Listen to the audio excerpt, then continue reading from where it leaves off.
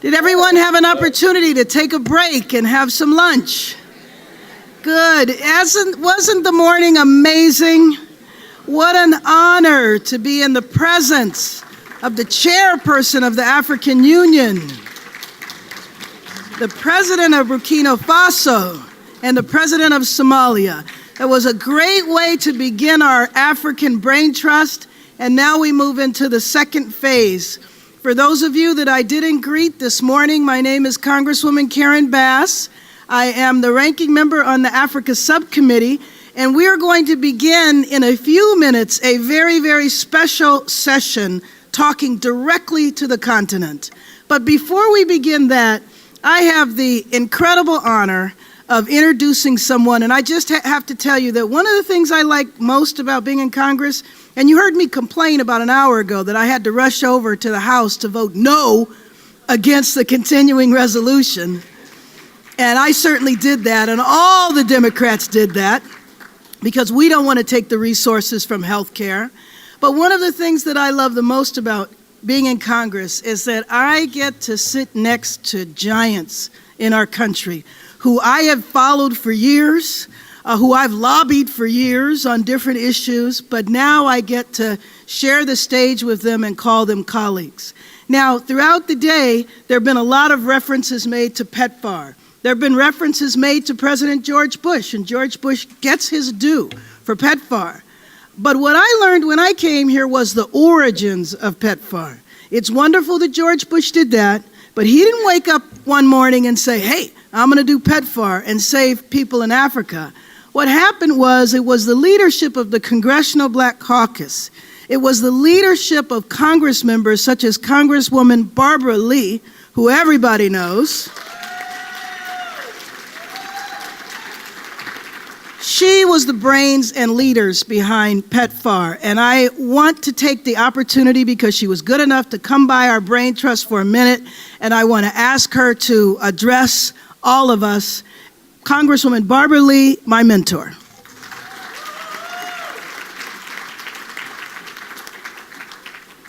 Good afternoon. First, let me just say thank you so much for coming, for being here. I can remember one of the very first African Brain Trusts. There may have been 10 or 15 stalwart Africanists and supporters of Africa, and people who came to this Brain Trust to really put the Congress on track in terms of an equitable and fair policy towards our motherland. I want to salute Congresswoman Karen Bass and just say, Karen, you have taken this Brain Trust to the next level, first of all. Thank you so much.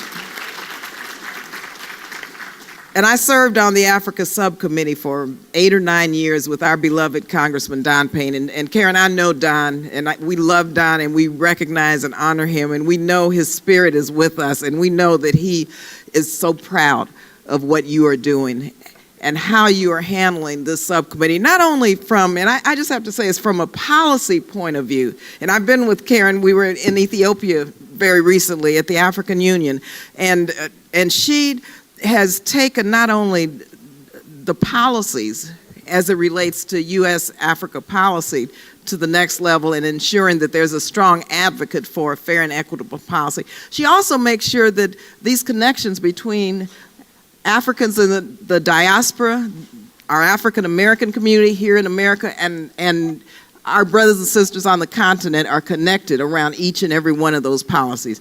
And so, Karen, that is such a major, major development in our really growth and development as who we are as African people. And so we have many, many challenges. I mean, she day and night working on AGOA. I mean, this is like every time she opens her mouth, it's about AGOA because she knows the importance of AGOA.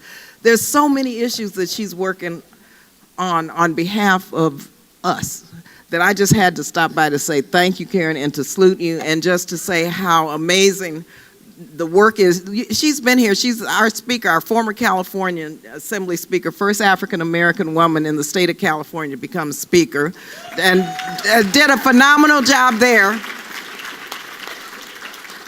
But she's taken her political wisdom and her brilliance and brought it here to the United States Congress. And she focuses so much on foster care and our young people and our children, but she's such a globalist and an internationalist until she also focuses on what's important for the continent of Africa. And so she's able to balance and manage all of these issues in a way that very few people could do. And so thank you again, Karen, and congratulations on such a success. I've heard the buzz is out on what a successful brain trust this is, so God bless.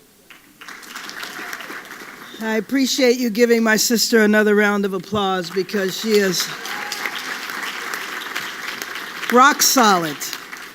Let me say, so now there is a treat. We are going to connect directly with the continent, and I just have to say that I really want to thank Stephanie Peters from Microsoft. You have to stand up. You have to stand up, turn around, everybody can see you. Stephanie and I talked, I think it was last year, about the idea of really promoting what a number of U.S. companies are doing on the continent, and Microsoft in particular with its work and technology. And so when we asked Stephanie if she would help with Microsoft and support the Brain Trust, she was there right away. And so I learned in doing that Microsoft purchased Skype. I didn't know that. And so that's why we will be able to talk directly to the continent over the next hour. So let me bring up our moderator for the day. I want to bring up Lola, has been described as one of 10 Nigerian wordsmiths that you ought to know, and one of 11 sharp black social commentators that you should be following. Her work focuses on society, politics, and culture in the UK, U.S., and Africa, and her generation's experience of race and diversity in the Obama era. Lola is also passionate about Africa, education, entrepreneurship, and the arts. She seeks to use her voice, regardless of the medium, to change stereotypes, educate, enlighten, and advance critical thinking. She was previously deputy editor at the award-winning thegrio.com and has been a contributing editor at AOL Black Voices Online. She's lived in London, where she was born and raised, Johannesburg, Boston, and New York. And her experiences of living in these different places, of being the first generation born black British woman to immigrant parents, as well as her undergraduate and master's degrees in social and political science from Cambridge University, inform her work. And she is currently working on her first nonfiction book, which maybe next year you can be a part of the authors panel that they have at the Congressional Black Caucus. Join me in welcoming Lola.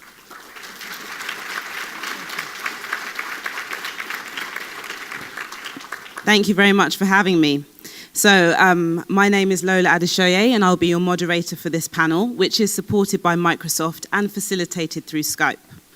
So today's panel, which is Connecting with African Innovators and Entrepreneurs, is an opportunity for us here in Washington to hear from those who are on the leading edge of the continent's growth and its promising future. Each day, we are all using technology in really new and exciting ways, and today is no exception. For the first time in an African Brain Trust, we will feature panelists from Kenya and Johannesburg via video conference. Our panelists are leaders and future leaders who represent the new wave of entrepreneurship and talent that is advancing from north to south and east to west. But before I introduce the panelists, please let me ask Patrick from Microsoft to do a brief greeting.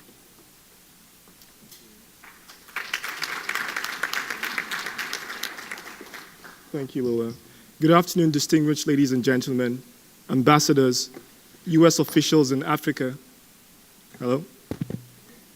Specifically, I want to thank and recognize Representative Karen Bass and her leadership in Congress and African issues, and also chairing the African Brain Trust.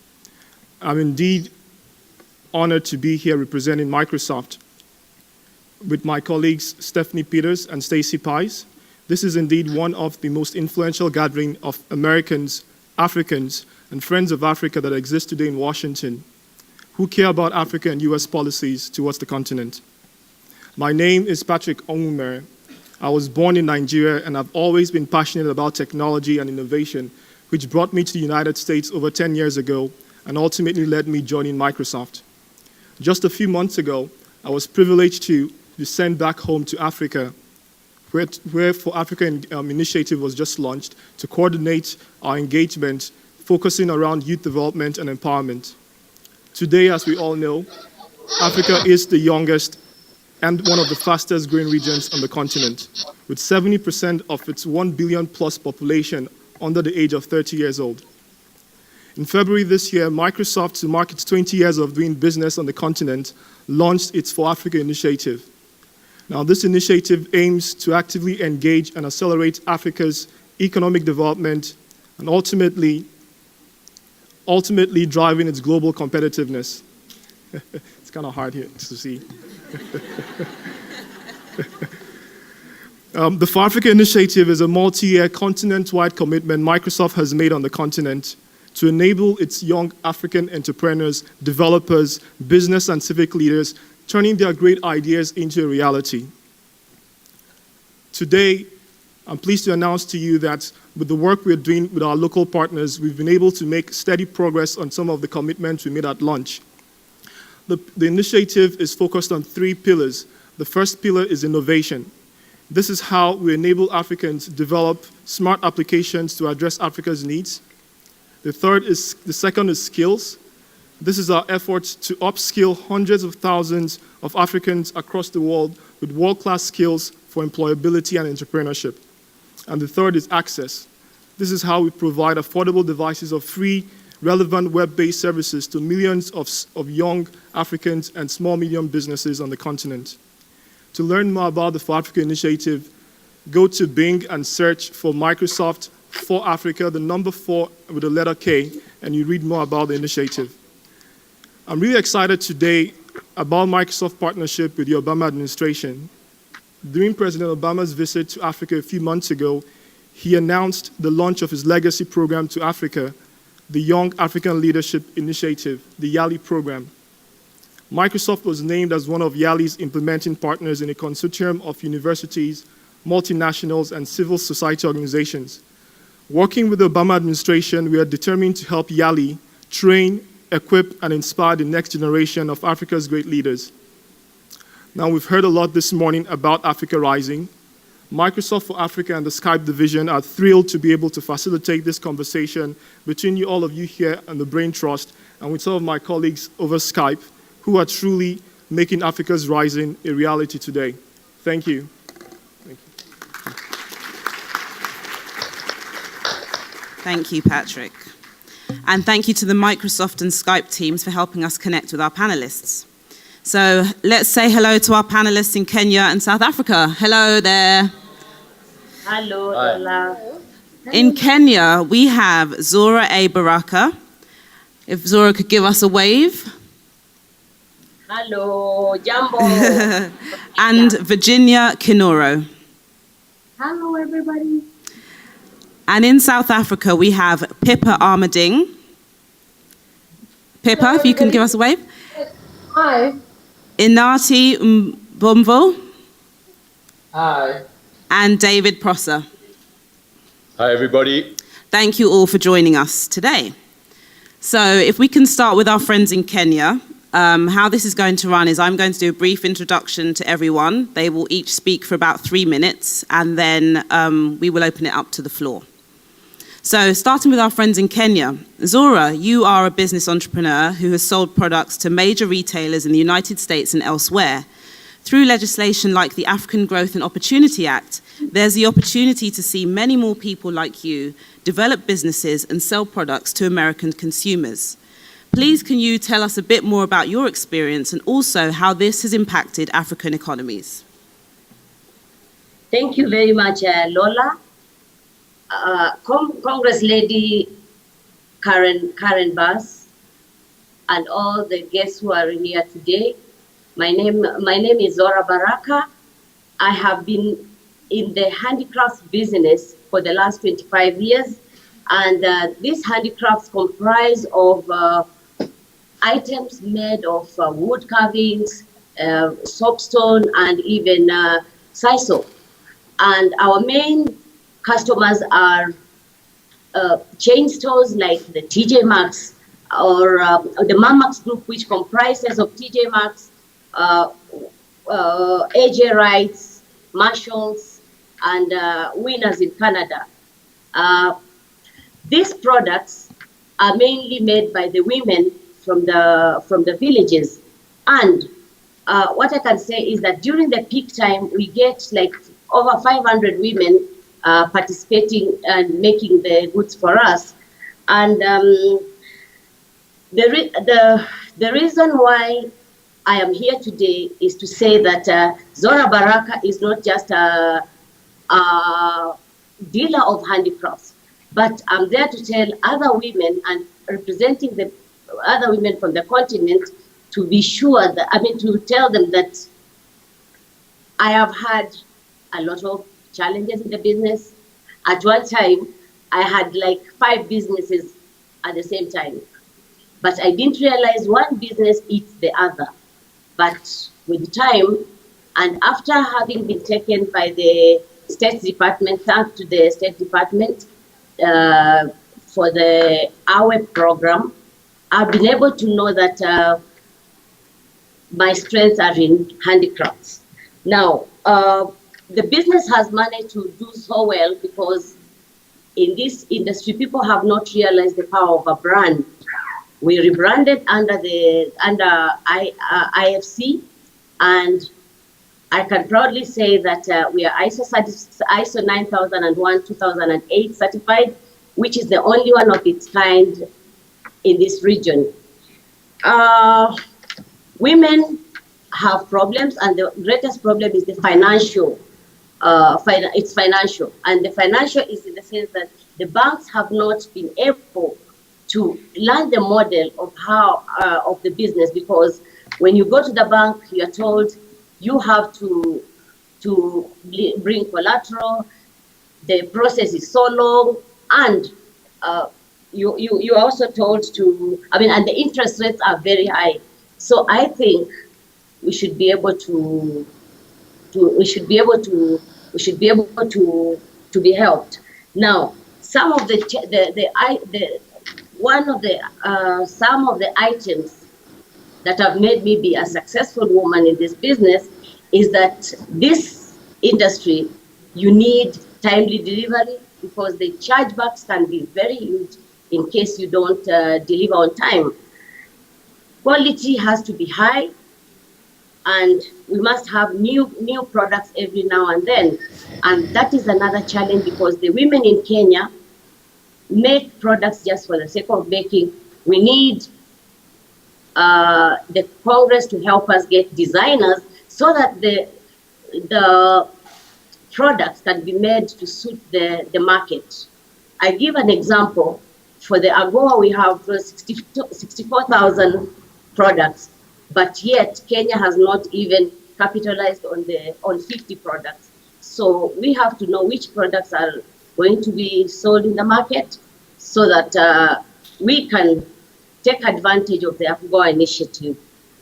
Another thing is that I think as AWEP, a program which was started by the former Secretary of State, thanks to her, we think that we should even have a bank so that we do not have fight with the banks, the local banks. And something that I would like to share when I talk about Mrs. Clinton is that because of the quality of the products that I have made, I got a personal letter, which I say was a dream come true. And I think you can read the letter will be shared with you. And I think if there are more questions that are going to be asked, I'll be ready to answer. But we need technical support for capacity building so that the ladies can be able to supply on time. We need bankable businesses so that we are not asked for collateral. And what I can say is that I like the famous writing that if you want to walk fast, you walk alone. And if you want to walk very far, you walk with others. So in the process, then we can have, I'm ready to take any questions that will be able to, that will be asked. Thank you, Lola. Thank you so much, Zora. Virginia, so both you and Zora were selected to be part of the African Women's Entrepreneurship Programme, or AWEP. You're also an entrepreneur, helping to employ people and sell products that can be sold locally and globally. Please, could you share with us your perspective for another 3 to 5 minutes? My name is Virginia Ngoi. I'm a project manager of a women's project known as Mama Africa. Mama Africa was started in 2007 by a French lady who came in and saw the need to take care of children who were not going to school in that place called Kangemi. And Kangemi is one of the slums in Nairobi, or the outcasts of Nairobi. And after she worked with the children in this community, there were 18 formal schools, and she decided, what can I do for the women? Because these children have parents, and the parents also were needy. So she decided to put up Mama Africa. And Virginia joined Mama Africa after it was 7 months old. So when Virginia came in, she was able to relate to these women. These women are school dropouts, most of them from very humble backgrounds. And they looked like people who had lost hope. They didn't know what to do. And we decided to put a place that will give them some dignity and a decent salary. So how we identify the women, they're able to come in. Most of them come in and ask if there's something they can do, because they're used to doing casual jobs, like washing clothes and getting a small wage. So they came in and we decided to do some products called Kikoi. The fabric is called Kikoi. It's cotton, very colorful, very good for the beach, and very comfortable for babies' clothes as well. So these products have been done, and they started selling very well. We sell in local outlets. We have Marula Studios, APDK, which is a trade shop. And we also have Spinners Web, International School of Kenya, a few associations like Spinners Web. And we also have American Women League. We also have the Spanish and the French who have been supporting us by buying the clothes. And that's when we decided we should try and go to maybe the US. And when I got this opportunity through the AWEP, I visited the US. It was a very good and interesting trip, very enlightening, because I was able to relate with the customers, to know what colors they love, what things how they like them done. Because prior to this, we were just making the products, not knowing, just trying to sell them out. And I realized we don't even have a market competition in the US. So with good quality, with stringent measures that we need to do to be able to use AGOA that I learned about, and we could export freely from AGOA. And I also learned the type of quality that is needed in the US. So this has made it very interesting when I came back. And I attended a lot of entrepreneurship workshops that also helped me to be able to deal with this business.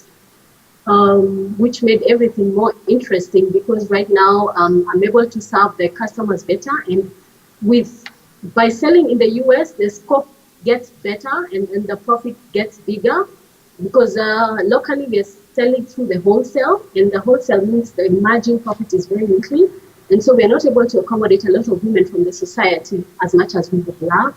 So this has really helped me, because I believe it is going to get better and the profits are going to get bigger. And then we will be able to accommodate more women.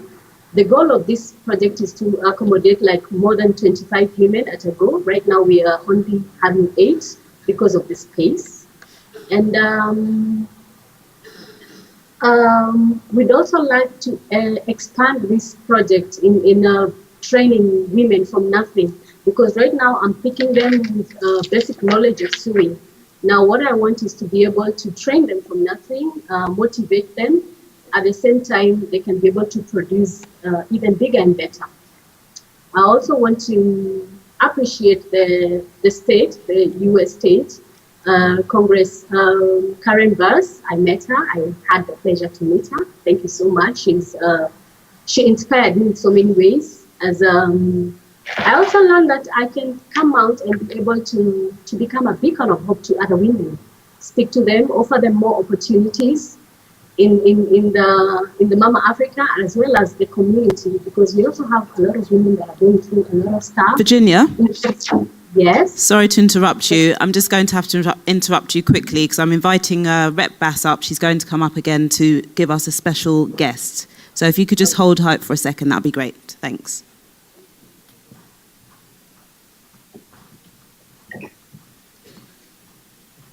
We have a real treat, a special guest drop by that I wanted everybody to have an opportunity to hear from for a quick minute. This is the chair, our leader for this session of the Congressional Black Caucus, Congresswoman from Ohio, who has done an outstanding job, and she's almost finished with her first year as chair, Congresswoman Marsha Fudge. I know. Thank you all so much for being here. Of course, I want to first thank Karen Bass. Karen has been such a great member of the Congressional Black Caucus and a great member of the House of Representatives. She is the person who keeps us grounded in what is going on in Africa. She is on our Foreign Affairs Committee. She is outstanding. Let's give Karen another hand.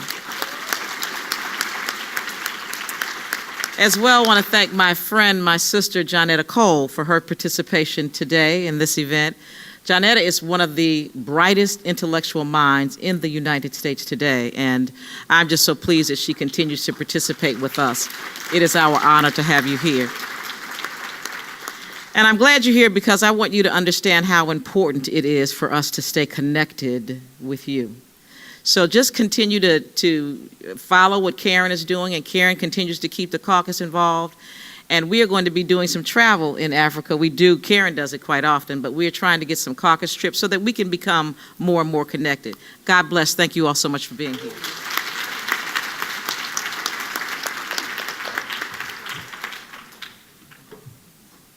Thank you very much. Okay, we can return briefly to Virginia. If you can give us your last words, that would be fantastic. Thank you so much for what you've done so far. Thank you, Lola.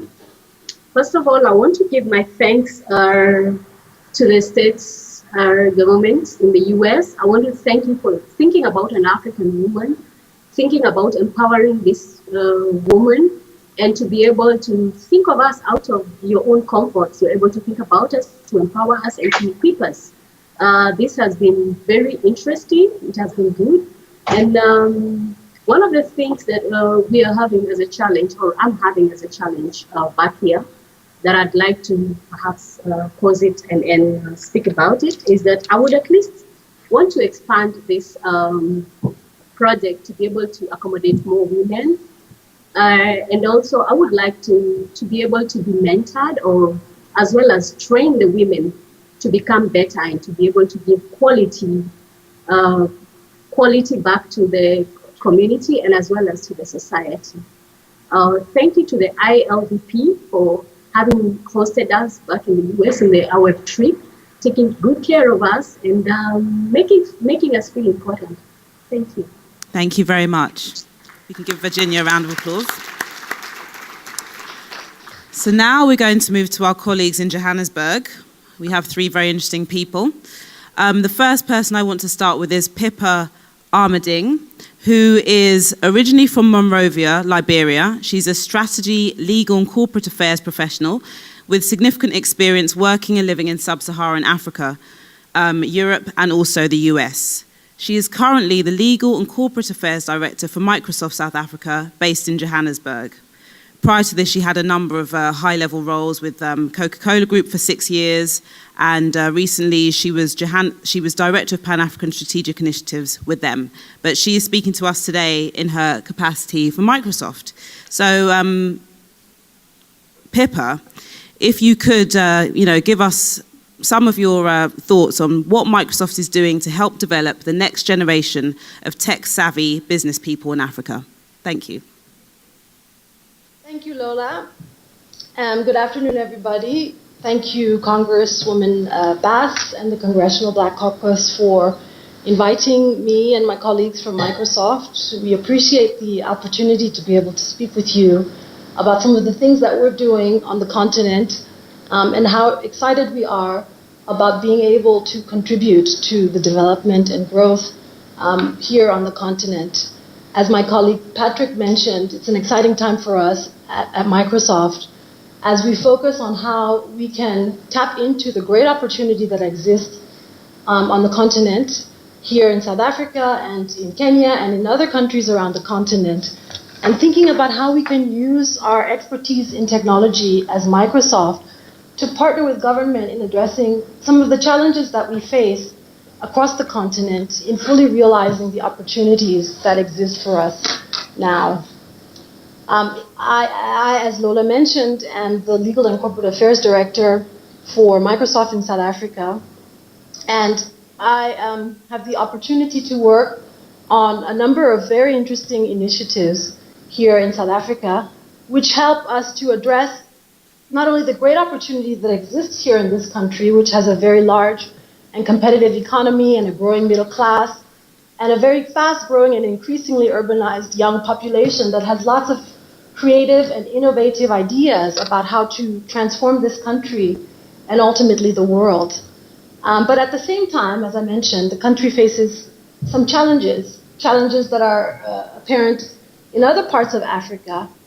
And the government in South Africa and in other parts of the continent have addressed and identified some of these things, including significant levels of unemployment, particularly among young people, and a need for quality education, skills, and capacity development. Addressing this has been identified as national priorities. And we as Microsoft have aligned our businesses to address some of these. And we're implementing a number of initiatives where we use our expertise in technology to address them, particularly with respect to jobs creation and skills development, and thinking of innovative ways in which we can do that. And so today, really, I wanted to talk about how we do that. We have a number of initiatives, but I really want to focus on two of them. And the first is in the area of empowering young people. As I mentioned, in South Africa, like many countries across Africa, we have a large number of young people, and unfortunately, we do have a problem with unemployment, and 70% of young people, of those who are unemployed, are young people. And while these young people are mostly better educated in many instances than their cohorts, often they don't have the skills that are needed by the economy, and that schooling isn't always regarded by employers as a real signal of people having the skills that are necessary. And this is particularly true in the software industry, in the technology industry, where we operate.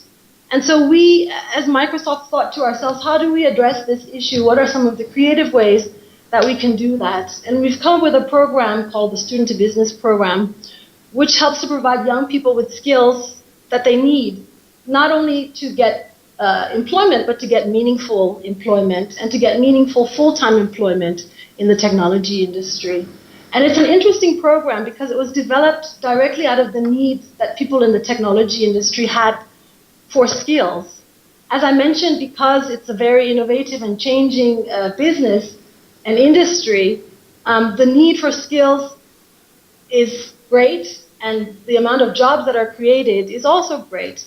So we came up with a way to address this by identifying young graduates who had a high level of education or a certain level of qualifications, but who were having challenges finding jobs. And at the same time, we had partners in the technology industry who complained about not having people with skills. And so we came up with a way to bring the two together, to provide skills to the students or the young graduates that were directly tied to the needs of the partners, and then providing them with training that corresponded with those partners' needs and having them placed in internships that were funded by the partners. And in so doing, we've been doing this since 2007, we've managed to train thousands of young people who are ultimately employed at the end of the internship by the partners and customers who have taken them in and trained them and worked with them. And we have found that this has been a really innovative and a successful way of addressing the problem of skills development, but also jobs creation. And recently, we have partnered with the South African government to expand the scope of this program. We also are focused on enterprise development because we recognize that when addressing the problems of jobs creation, one of the ways of doing that is in supporting young entrepreneurs in developing businesses and thereby creating jobs through those businesses. And in that way, you help them to support innovation and to build a lot of the innovative and creative ideas that young people and many people here in Africa have to address the problems and the concerns of Africa through their own innovative and interesting ideas. So we do this, we've got two programs that focus on this. The first is the Equity Equivalent Investment Program. And this is a significant program for us as Microsoft because we've made an investment over a 7-year period in developing small, Black-owned independent software vendors and enabling them to become global ICT players. And the idea here is to foster their innovation, help them to develop their businesses so that they can export innovative ideas in the form of applications that they develop or solutions that can be used elsewhere. And this aligns with our thinking in Microsoft about how do we foster innovation in Africa to enable Africans to not only have solutions for Africa, but also for the rest of the world. We also have a program, another program called BizSpark, where we focus directly on technology startups and supporting them to become bigger businesses and create additional jobs. And we've been doing this for quite some time and are also partnering with the South African government to scale that. So this is just an idea of some of the things that we're doing here in South Africa to foster innovation, to develop skills, and to support jobs creation. And I'm actually joined by two of our partners in this because what's important for us is that this isn't something that we do by ourselves as Microsoft. As I mentioned, we partner with the government and we partner with local businesses and industries to further these initiatives of ours and further our interest in ensuring that the continent grows and fully realizes its opportunity. So Pippa, yes. Thank you so much. I was thinking, since you're talking about your partners and people that you've worked with, that we could hear from Inati, who's there with you, who's gone through one of the programs that Microsoft has facilitated and who represents this new generation of young leaders that are eager to be part of this global marketplace of ideas and innovation. So Inati, having listened to the presenters and from your own, or to Pippa at least, and from your own experience, what are your thoughts about how youth in South Africa and around the continent can contribute to Africa's rise? Thank you, Lorna. As you said, my name is Nati, and I was part of the Student to Business from Microsoft. I think the youth of South Africa, they can contribute in helping the continent to raise by engaging in the social issues that are currently facing our community. By so doing, they can help in coming up with innovative ideas that can eventually create job opportunities for other youth, and then that can also help in skills development for other youth, which is very problematic to youth here in South Africa. I also think the entrepreneurship must be encouraged among youth so that they can create more jobs that can eventually help in the growth of economy here in South Africa and eventually the whole continent. Thank you. Thank you very much. Now we're going to hear from David Prosser, who's there with you. He's a mobile and internet entrepreneur who's passionate about connecting people with services they need and trust over all mass market communications infrastructure. He's currently collaborating with financial services, retail, hospitality, government, media and communication sector organisations to change the way that people across the economic spectrum experience services over existing mobile and computing infrastructure. So David, if you could just give us about 2 or 3 minutes on your personal experience, that would be fantastic. Absolutely. So maybe just to make a little bit more sense of the bio that I sent through to you there, Lola, it was quite technical. But essentially, my company that I started, Community, we build and operate a mobile applications platform that enables organizations and developers to create applications once and then run them on every single kind of mobile phone. So right from, smartphones, all smartphone platforms, through to what they call feature phones, and even right down to, some very legacy phones. Why do we do this? We do this because we want to get the power of the digital economy kind of out of the back end, out of servers, and we want to turn it into applications and put it into people's hands to essentially make people's lives better, to help to save them money, help them create value. I must say I'm very fortunate because of the nature of our business. We work with a number of organizations and a number of very innovative people right across the spectrum. One of those organizations that we work with is Microsoft. Microsoft have been very supportive of our business. We found that there's a lot of synergy in terms of our vision to help people unlock their potential and get their great applications to people to be able to be used throughout the continent, and Microsoft's own vision around unleashing people's potential. Just to give a little bit of context around the importance of mobile in Africa. By 2016, Africa will have more mobile phones than Asia. We are by far the fastest growing continent in terms of mobile device penetration, but we currently have the lowest mobile penetration.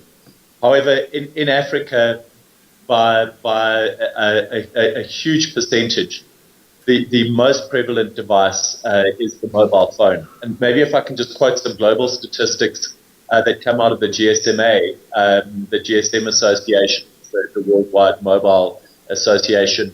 Number of people in the world, that this is both developed and developing markets, that have access to a tablet of some kind, 2%. Number of people who have access to a PC with an internet connection, 5%. Number of people that have access to a smartphone, that's all the smartphone platforms, including BlackBerry, who are having such a tough time at the moment, 8%. Number of people who have some other kind of mobile phone, nearly 40%. So this is the infrastructure through which we're going to be able to deliver valued services to people. And as I said, Microsoft has just been a tremendous partner in supporting us to target their enterprise SME base.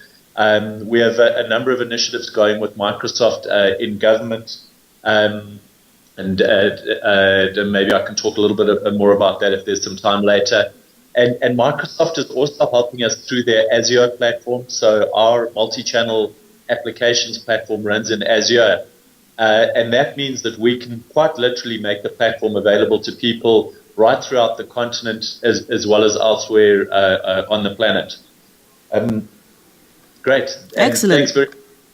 Cheers. Thank you very much. So thank you to Pippa, and thank you for hosting everyone there at Microsoft in Johannesburg. Thank you to Inati, and also thank you to David. I would now like to turn the questions over to the audience. I should tell our panelists in Kenya and Johannesburg that there are hundreds of people watching this session, and many of them, I'm sure, have questions. So for those who wish to come up to the mic, we would like you to give you 2 minutes to make a statement and or to pose a question. And I'm going to be quite strict with this so that we can get people in as we can. We'll take 3 audience questions at a time, and then we'll have our panelists respond. So if you'd like to come up to the mic, if you want to ask a question, that'd be great. Oh, there's a mic there, and there's a mic over there.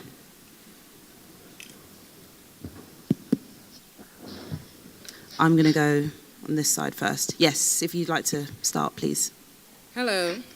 Hello. My name is Shirley Harrington Watson. I'm actually an ordained minister here in Washington, D.C., on my way to Jackson, Mississippi, where I will be living from now on. I have a friend who is actually in South Africa, Pastor Reverend Kelly. I'm not sure if you're familiar with his church. And I have a cousin who lives in Ghana. And because of my personal interest in the continent of Africa, I'd like to get your ideas of how we as African Americans can become more connected to you by email and Skype and other ways in the future. Thank you very much. Next question, please. Thank you for your excellent presentations, panelists from Kenya and from South Africa. Question: the statistics is astounding about the number of cell phones in Africa. How many of these cell phones are manufactured in the continent? And secondly,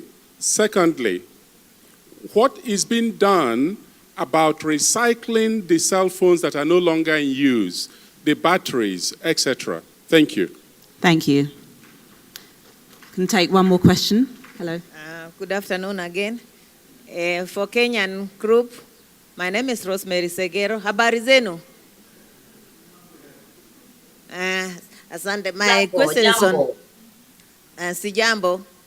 Asante kwa kazi mzuri ile mnafanya. Tumeenda kwa kikwetu. Asante sana. I'm saying thank you very much for your wonderful work. Karibu sana. David, my question is to you, David, in South Africa. Our organization does election observation. We just did election observation in Kenya, and we'll be doing election observation in South Africa, Malawi, and other African countries. We've been looking for the application on the on the mobile that can do the observation. So I had a group in South Africa, young people that we were supposed to work with, but I've never been in touch with them. How can we work with you with the applications we want for the monitoring of election observation? Okay, thank you.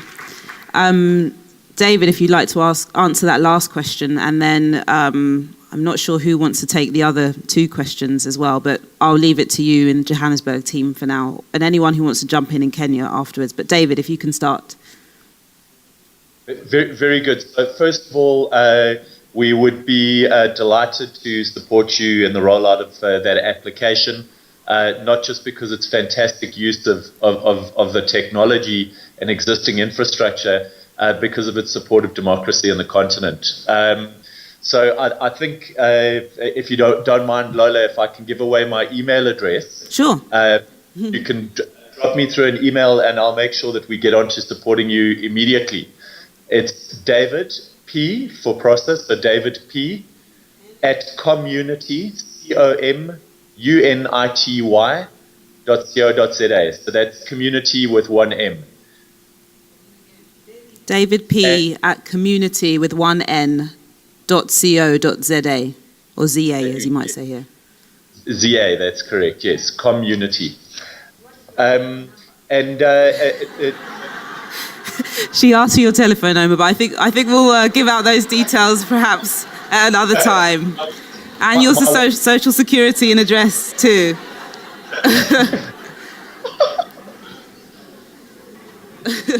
I think the email's fine for now. Very. Yes, and then in terms of how we get this done, we won't get into too much detail, but I think that you would probably have some very strong existing web logic that you've used for more developed markets. and we'll be able to leverage that and quickly turn it into a very viable but managed mobile application. Thank you. Is there anyone who feels they want to answer any of the other questions? Okay, we'll have Patrick answer one actually probably about the mobiles.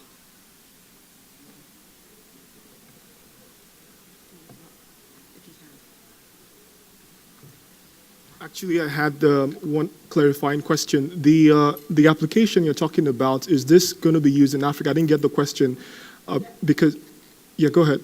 The application will do election observations. Okay. So we have a number of people that are observing the election. For Kenya? They are observing in different places. Yeah. We can take it and try to see whether there's violence, crime, right. what is happening on the ground with our own troops on it. Okay, and this is for Kenya, right? Not Kenya. We already done Kenya. We'll be doing it African countries. Okay.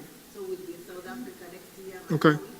And Let's talk. That's something our team is working on to enable local developers to produce applications that can be very relevant in elections and different contexts. So yes, I'm definitely interested to continue that conversation. On the mobile, so I'll give you my card after this. Yeah. On the mobile question, unfortunately, most of the mobile phones that are in Africa are from Samsung, Huawei, and international brands. We do have a few local OEMs in the continent, but they are not as big as the international brands. Some of the countries, for example, in Nigeria, one of the things the government is trying to do is to require that multinationals like Microsoft and different big organizations, when we drive products, that we partner with local OEMs to ensure that these guys have an opportunity to compete. So there's an opportunity for us to support our local OEMs. But the reality on ground is that most of the devices, Android, Samsung, Nokia, all these are multinational OEMs, and there's huge opportunity for us to step up and support our local OEMs on the continent. Yeah. Which one? Recycling. No comment. Thank you. I'll add something on the recycling question. In some countries, the governments are beginning to think about issues related to recycling and imposing or considering imposing requirements on sellers of technology to ensure that they take into account what happens with the products afterwards in terms of recycling. So, but I think that's it's at very early stages. I know here in South Africa there is some discussion around that potentially, but it has not advanced very far. But it's certainly something that is being discussed. Thank you. Okay, we'll have one more question here from this gentleman in the middle. Hello, my name is Masala Rifle again, and I'm part of REFSA Inc. Education Consortium. We own a school in Sierra Leone, and we are trying to develop a technology lab, but we've not gotten much support apart from support we got from a Rotary Club in Calgary, Canada. And in that connection, a colleague of mine and myself were developing a product about 3 years ago, and we got distracted. We didn't follow up. But lately, I contacted Microsoft, somebody in Microsoft, but we never got a reply. We have a product. I don't know if it's obsolete now, but we still would like to present it. Thank you. Actually, I'll take one more question from here since there's just one more person waiting. Thank you. My name is Barbara Simmons. I'm Dean of International Education at William V.S. Tubman University in Harper, Maryland County, Liberia. And we would like to know, how can we get involved in some of the projects, the initiatives of Microsoft, because we have interest in becoming a Microsoft IT Academy and other programs. So that's my question. Thank you. One more question from my right. First of all, I'd like to thank all of the speakers for their presentations. It was really very interesting. My name is Howard Jeter. I'm a former U.S. ambassador to Africa, specifically Nigeria and Botswana, and a former Deputy Assistant Secretary of State for Africa. My question is to the Kenya speakers. Habari gani? I'm curious about how you...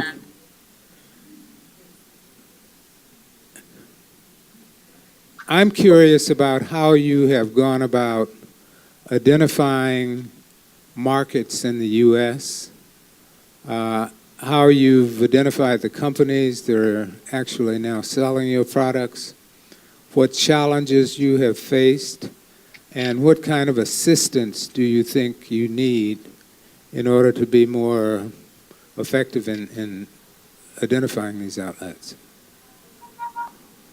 Thank you. I'll let the two ladies in Kenya answer first, and then I think the other two questions were Microsoft questions. So, go ahead. Thank you so much, Lola and Mr. Howard. Now, in the past 27 years, I have managed to go to different trade fairs courtesy of Compete, which is a USAID program that prepares buyers and sends them to the US and other countries to showcase their products. By virtue of having traveled so much, I have managed to get all the contacts, and for me, the contacts is not a problem because I have managed to get a database of over 15,000 contacts of importers of handicrafts all over the world. But now the challenge is Zora Baraka alone or Mohazo cannot supply all those because of financial constraints. And when it comes to some of the, the former ambassador said we'd like some of the assistance that we'd like to get so that we can get this AGOA a reality. Number one, AGOA should be extended beyond 2015.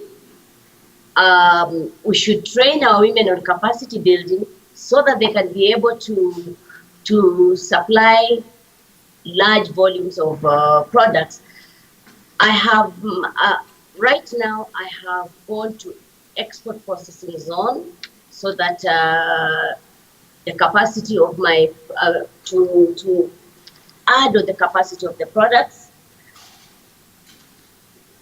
Recently, courtesy of the State Department, the USAID gave me a letter to go to banks to try and see if I could get financing. It is very painful to say today that in the year 2008, Target stores came to Kenya, and where the orders they were to place, I think they were worth almost $500,000. And I lost the order because the banks here were not ready to listen because they did not know the model of how it works. They said, you have to have banked for a long time for you to qualify to be given. The interest rates are huge. The period where the processing of the finance is so long that when I looked at it, I said it was worth just saying I can't do the work. So if, and then also designs. We tend just to make anything, and we think we should get designers coming from the US to come and sensitize the women so that they can be able to learn the trends, to know what is wanted in the US, so that we can take advantage of their AGOA. I am one of the, I have been in the business the longest in this sector, and what I can say, it is called being there alone.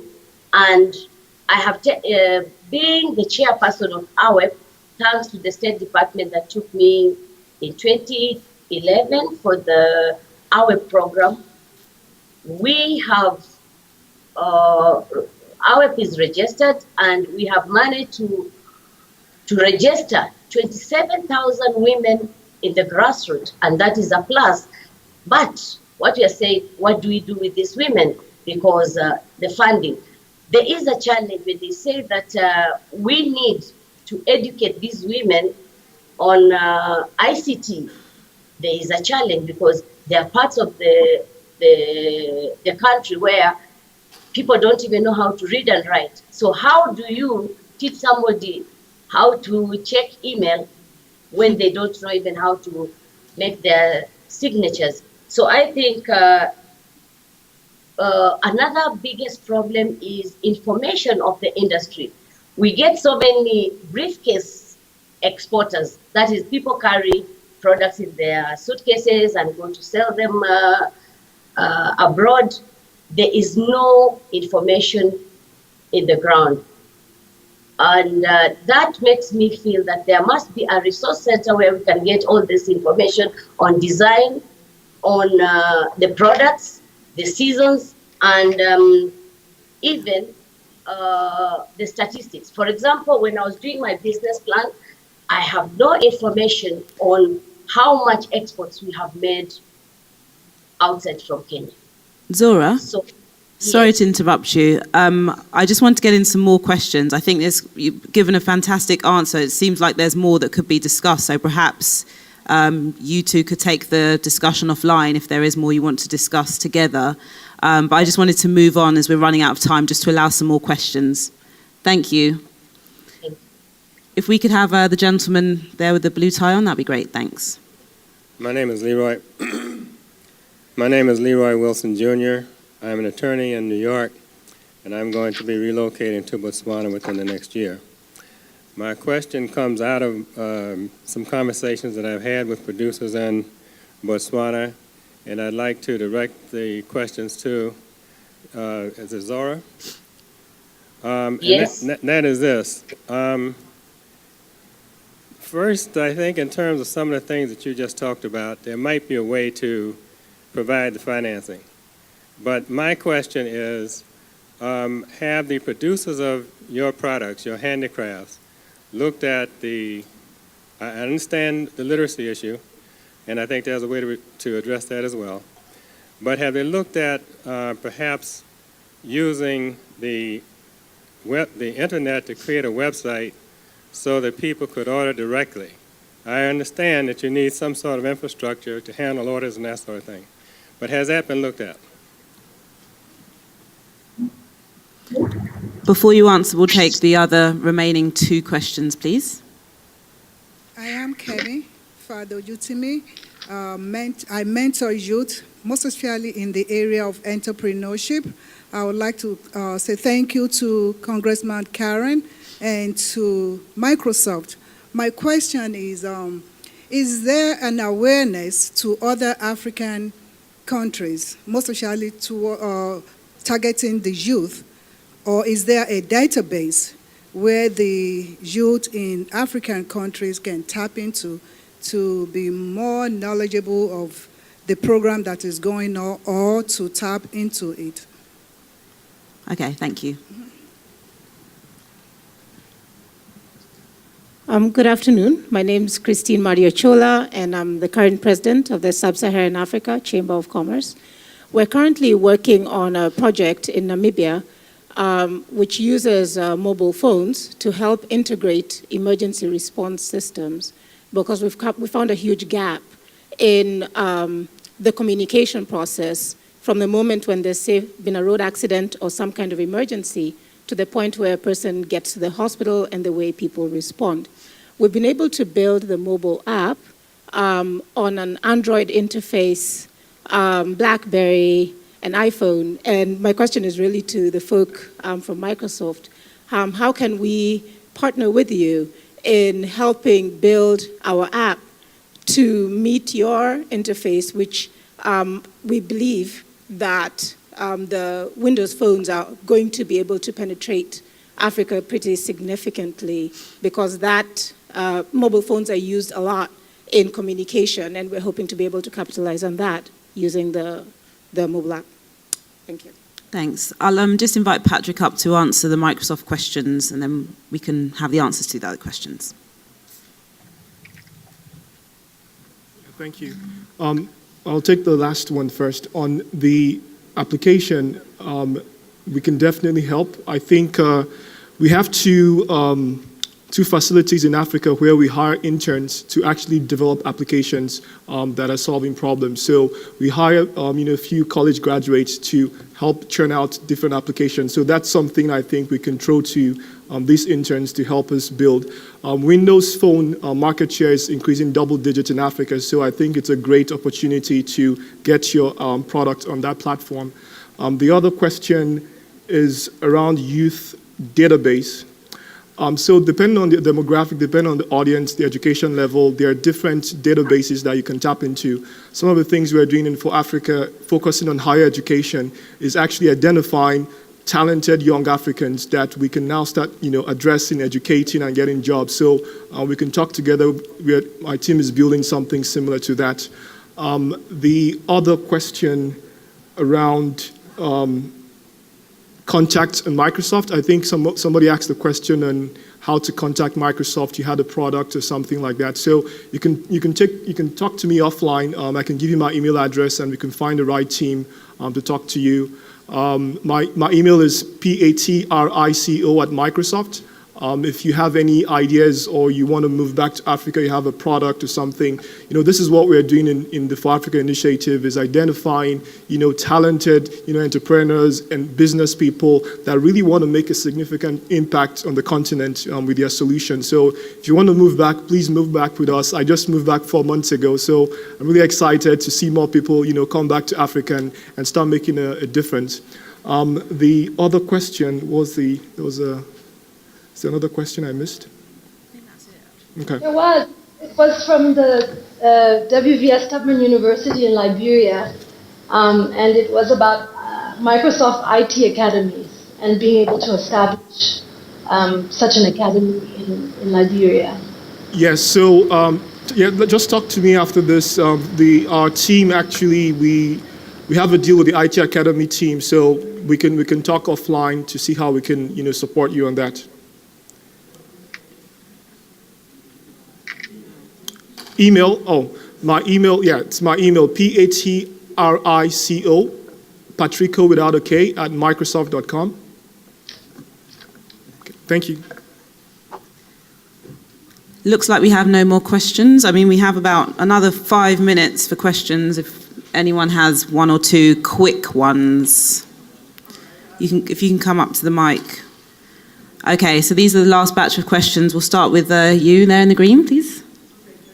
Okay, sorry, my bad. I made a mistake. We have no more time for questions, I'm afraid. Sorry. So you've all been a wonderful audience and wonderful panelists. I want to thank everybody who's been on our panel. Today's session has been a tremendous asset, I think, to many of us to hear about the continent's continued rise, but we rarely get to meet the actual people who contribute to its emergence. So I want to thank everyone for their participation. A big thank you to our panelists who've stayed with us late into the evening in both Kenya and South Africa. A warm round of applause to the panelists, please. Thank you so much.